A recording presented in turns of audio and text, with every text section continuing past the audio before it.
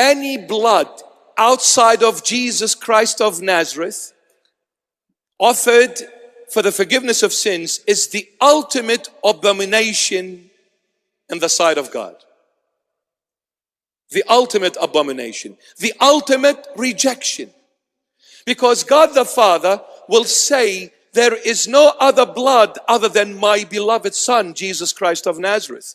You bring an animal blood for the remission of sins after my Son's blood being shed on Calvary on the cross for the remission of sins of the entire world. There is no greater abomination than this. This is when the Jewish people will enter the great tribulation, which is the end of times. Because they'll make God very angry. They'll make God very angry.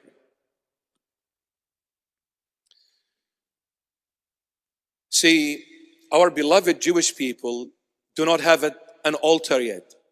They cannot build an altar. Why? Because the altar, according to the faith, has to be erected in a temple, not in a synagogue. Synagogue is a place where they meet and pray. That's all. But they cannot offer sacrifices for the forgiveness of sins. They haven't been able to do that since 70 AD. Over 1800 years, they have been without a sacrifice being offered for the forgiveness of the sins of the nation of Israel. Because the altar can only be erected in a temple, not a synagogue. And the only place, according to their faith, the only place they can build a temple must be on Mount Moriah, where the Dome of the Rock and Masjid al-Aqsa are.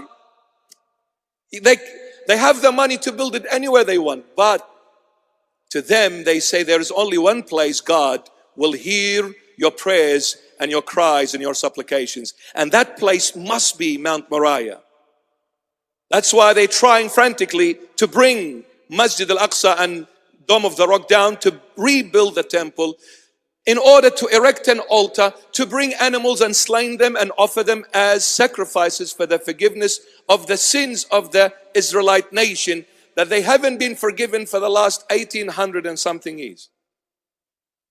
That's why they're crying. Not realizing the Messiah had come already.